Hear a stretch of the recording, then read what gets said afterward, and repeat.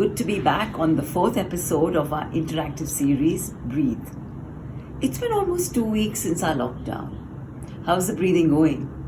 I hope you've been remembering the breathing meditation that we went through in our first episode, where with each in-breath, you inhale love, you expand, and with each out-breath, you release your fears. Believe me, if you set this up as a regular practice, you'll be amazed at your lightness of being. Before we get into today's activity, I would first like to express my gratitude for all the responses we've been receiving. And I'm going to highlight a few of them. Thank you, Kristen.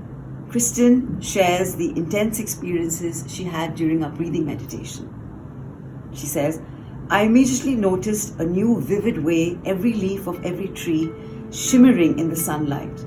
I felt a sense of instant oneness with those leaves that were opening up completely to the light of the sun to receive their life force. My body and emotions literally resonated with the leaves after this meditation. Thank you. Ankita Dasgupta speaks to us about her practice of mindfulness that has helped her tame her impatient mind. She has also been keeping a gratitude journal and says, journaling helps put so many stray thoughts in perspective and leave behind negativity. Subhadra Kamath echoes Ankita's sentiments. Journaling has been so helpful these past few days, not only to express some of the million things going on in my head, but also to remember days separately from each other, so that at the end of this, I can look back and trace each day's journey. And Mona Sharma specifies what she is grateful for: her gurus and her guides, her loving family and friends, and the peace and calm she feels in these times. And a big shout out to my old friend Mahesh Iyer. Hey Mahesh, good to see you on this platform. Do keep coming back. And thank you. Keep writing into us. Right, so what are we going to do today? Today's activity is called Heart Maps. Get yourself a blank piece of paper. As I said, it could be any paper, it could be recycled. I normally use all my recycled papers. And some crayons or markers, whatever's handy. And draw yourself a heart as large as you can. Just the simple heart that we use for Valentine's Day. Just a simple heart. Okay?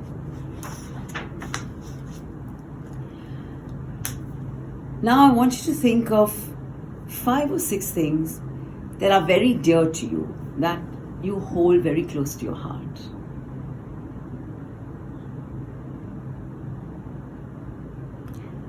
So if they've come to your mind, let's divide this heart into those 5 or 6 chambers.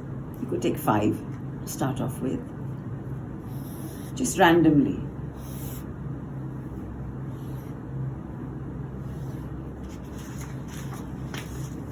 Like this. Okay? And now, in each chamber, write down what it is that you remembered that is so dear to you. Go ahead.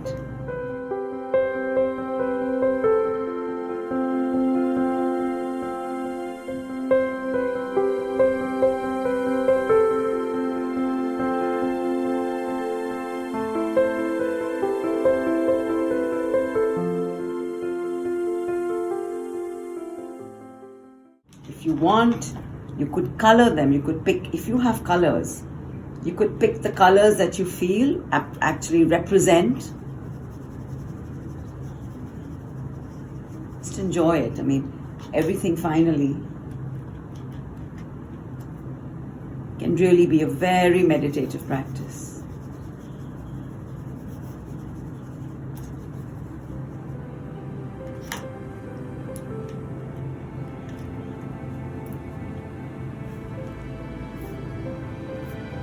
draw symbols, you can draw colors.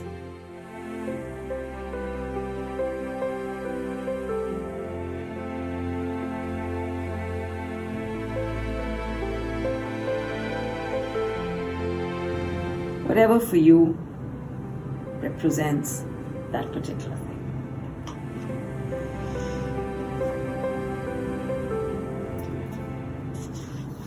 That's what I've done.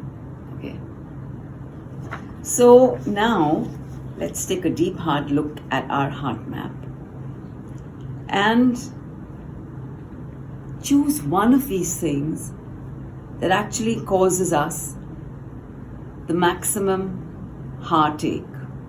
Yes, you heard right. Out of these 5 things that you love so dearly, the one that causes you the maximum heartbreak. Because it's things that we hold closest to us that we are the most vulnerable towards. Okay? So I'm too going to make my choice.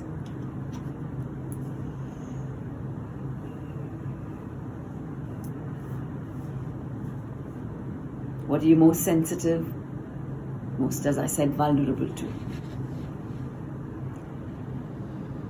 And take just a few moments as you hold this so dear to your heart to forgive, to release any pain or anger. Make the intent to do so. It really can be quite simple.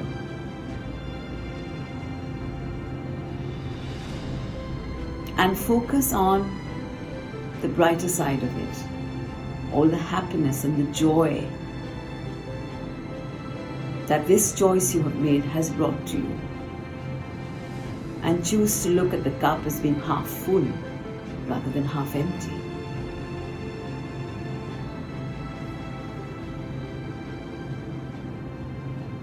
And really send them a lot of gratitude and all your best wishes so that the healing in this space can begin to happen. And you will realize that in most of what you have chosen, there could be areas that cause you heartache. Take that step forward to heal it. You're doing it for yourself. You're doing it to become a lighter, more loving, more joyful person. Do you have similar tools? We would love to hear about your experiences in using your heart maps. Did they give you any insights about yourself, about your relationships? So that's all we have for today. This is me, Punita, signing off from Breathe. Do keep writing in. We are waiting to hear from you. Till then, stay safe, stay happy.